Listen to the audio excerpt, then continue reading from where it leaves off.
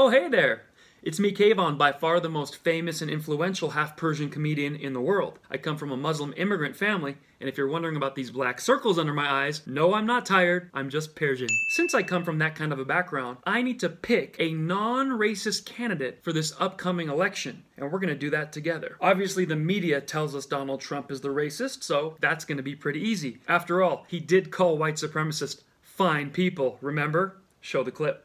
They were people protesting very quietly the taking down of the statue of Robert E. Lee. People that were very fine people on both sides. And I'm not talking about the neo-Nazis and the white nationalists, because they should be condemned totally.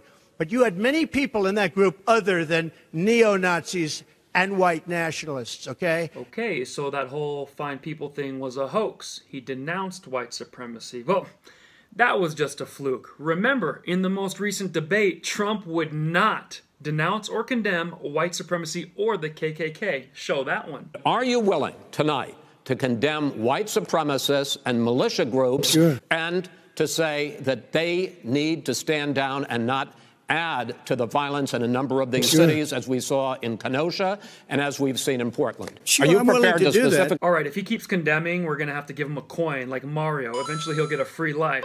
But that wasn't a very good condemnation. I like him hard and fast. It's not like he already condemned white supremacy to that same reporter 4 years earlier, is it? What are your views on the Ku Klux Klan and white supremacists? I totally disavow the Ku Klux Klan. I totally disavow David Duke. You're telling me he condemned white supremacy to the same reporter? And why is Chris Wallace so focused on condemning white supremacy? This is like a fetish for this sicko. Go on, do it. Condemn it, Mr. President. Condemn it for me. One more time. Tell me I'm a bad boy. Tell me I'm a racist. Tell me you hate the KKK. I need you to do it. Ooh, tell me how much you hate the Grand Wizard.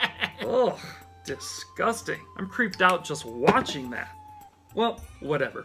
At least Biden would never say anything even close to racist, so that's the safe choice, right? I mean, you got the first sort of mainstream African American who is articulate and bright and clean and a nice looking guy.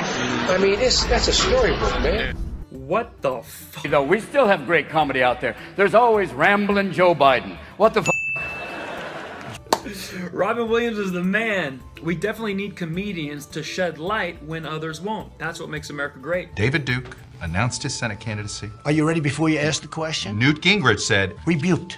Is that okay? Rebuked. rebuked. Done. Done. He's run for president twice before, unsuccessfully. He's never before been the front runner. You got more questions, but I tell you, if you have a problem figuring out whether you're for me or Trump, and you ain't black. It don't have nothing to do with Trump. Okay, so why am I being told Trump is the racist and Biden isn't? It appears the media is trying to divide good people on both sides. Well, after just a few of these clips, it got me thinking. I decided to dig up a handful of times Trump condemned white supremacy, and then several times Biden was racist, to show what you never saw. Enjoy my montage. How do you feel about the recent endorsement from David Duke? I didn't even know he endorsed me. David Duke endorsed me? Okay. All right. I disavow. Okay? What you all know, but most people don't know, unlike the African American community, with notable exceptions, the Latino community is an incredibly diverse community with incredibly different attitudes about different things. Joe says shit that even people with Tourette's go, no. No. We have this notion that somehow if you're poor, you cannot do it. Poor kids are just as bright and just as talented as white kids. I disavowed David Duke, and I disavowed him the day before at a major news conference, which is surprising because he was at the major news conference, CNN was at the major news conference, and they heard me very easily disavow David Duke. Unchain Wall Street. They're going to put you all back in chains. Come here, Joe. Sit down. What's really going on here is white supremacy is not a major force in anyone's life in 2020. But the media is pushing a hoax on us. Remember Jussie Smollett's, Bubba Wallace, remember the Covington Cross kids? It's a hoax. And there's ghost hunting going on. You see, when no one's racist, And we don't know who. Who are we gonna ask? CNN! They'll tell you, if you look at all the recent forms of terrorism, racism, and murder, looting, and rioting in the streets, it did not come from any white supremacists. They were nowhere to be found. And yet BLM and Antifa were everywhere. Right after that, I also disavowed David Duke. When we looked at it and looked at the question, I disavowed David Duke. So I've disavowed David Duke all weekend long on Facebook, on Twitter, and obviously it's never enough. David Duke. David Duke is a bad person who I disavowed on numerous occasions. And because of a corrupt system that exists in Mexico, I voted for a fence. I voted unlike most Democrats, and some of you won't like it. I voted for 700-mile fence. And you will not like this. And punish American employers who knowingly violate the law when, in fact, they hire illegals. But they're the facts. People are driving across that border with tons, hear me, tons of everything from byproducts from methamphetamine to cocaine to heroin. It's all coming up through corrupt Mexico.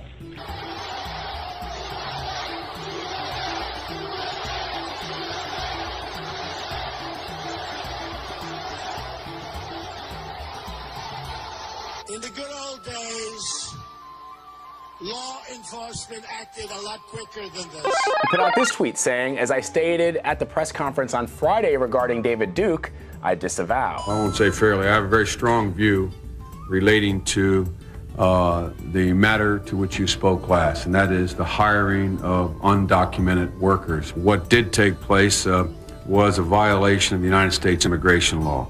The committee and the public, as we've discussed, has to be assured that you are, without exception, going to be willing to enforce the law.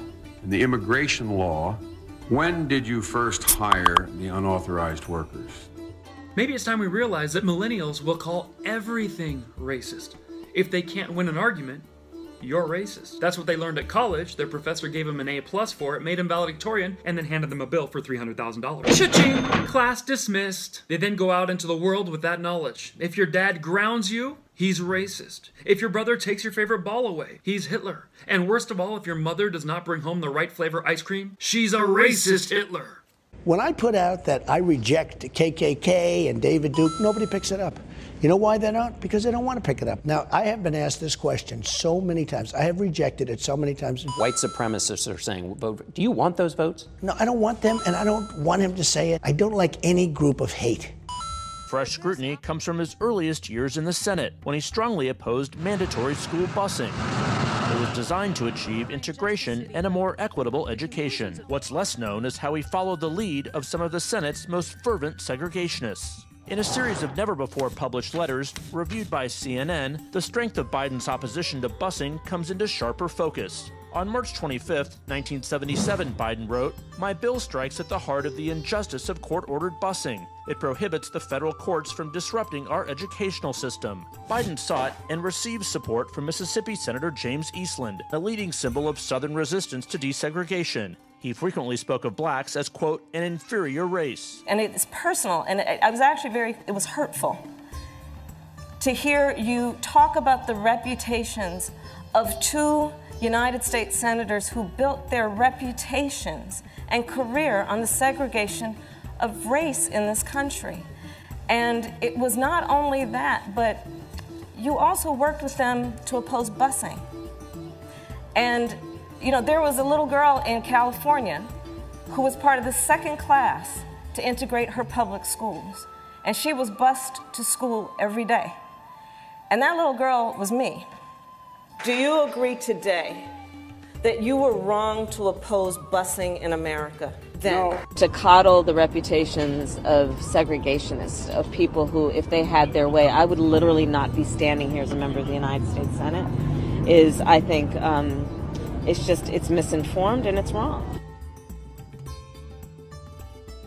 Did you apologize for that? He's going to have to make that decision. But, you know, let's be very clear that the senators that he is speaking of with such adoration are individuals who made and built their reputation on segregation. the Ku Klux Klan celebrated the election of one of them. So this is a very serious matter. Hate groups are not for me. But I've said this before. The press hates me to say it. They just don't want to pick it up. We are a country that stands united in condemning hate and evil in all of its very ugly forms. Joe is like her uncle who's on a new drug and hasn't got the dosage right. No, I haven't taken a test. Why the hell would I take a test? Come on, man. That's like saying you, before you got in this program, you take a test where you're taking cocaine or not. What do you think, huh? Are you a junkie? What do you... And evil. About the neo-Nazis and the white nationalists, because they should be condemned totally. We condemn in the strongest possible terms this egregious display of hatred, bigotry, and violence. It has no place in America. So the question facing Biden is how he reconciles nearly a half-century in public life with today's Democratic Party. Of course, Jake, one of his biggest pieces of experience is that experience and long record. That also is one of his biggest challenges. Even call centers, was rushed overseas in the hundreds of thousands. How many times you get the call? I'd like to talk to you about your... Racism is evil. And those who cause violence in its name are criminals and thugs, including the KKK, neo-Nazis, white supremacists, and other hate groups that are repugnant to everything we hold dear as Americans. In Delaware, the largest growth in population is Indian Americans moving from India. You cannot go to a 7-Eleven or a Dunkin' Donuts unless you have a slight Indian accent. I'm not joking. Oh, gigantic. This reminds me of those lawyer commercials. Have you or someone you've loved been called a racist? Call 1-800-I'm-NO-JOE. 1-800-I'm-NO-Joe Biden. The blinders have been taken off.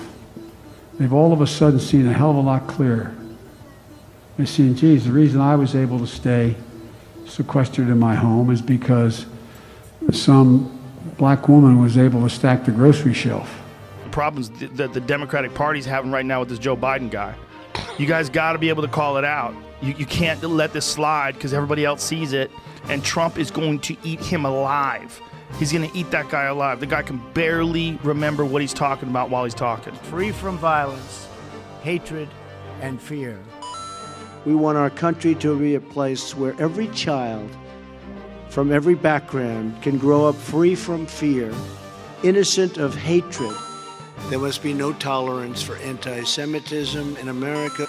We must never ignore the vile poison of anti-Semitism or those who spread its venomous creed. He's racist. Here's the deal. Someone's racist, and you don't know who you gonna call? Joe Biden. Yeah, see, he doesn't know what he's talking about when he's talking. And this is not like this. I'm looking at this like a medical condition. In one voice, our nation must condemn racism, bigotry, and white supremacy. Now look at all these photos of Trump with various people of various nationalities trying to improve all their lives. If that's a racist, he's the worst white supremacist I've ever met. You failed, bro. Maybe you're like me and think all this is ridiculous. Maybe nobody is racist. Maybe that's the worst possible argument and you need to work harder in debate. But if you're a millennial who thinks everyone and everything is racist, I encourage you not to vote this election.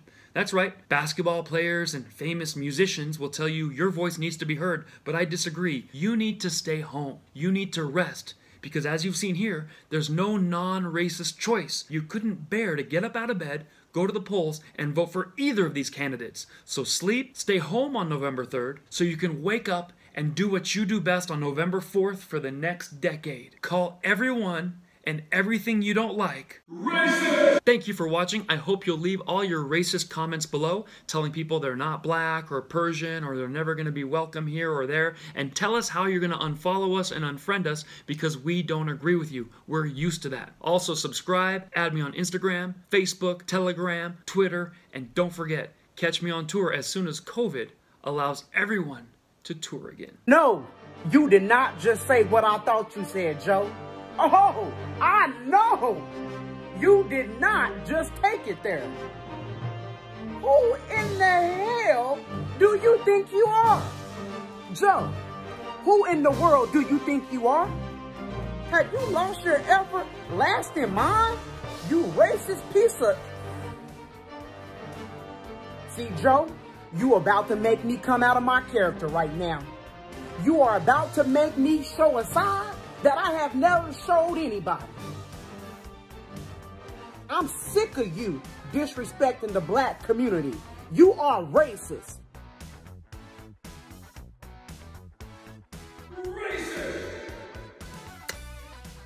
Okay, what the hell is going on here?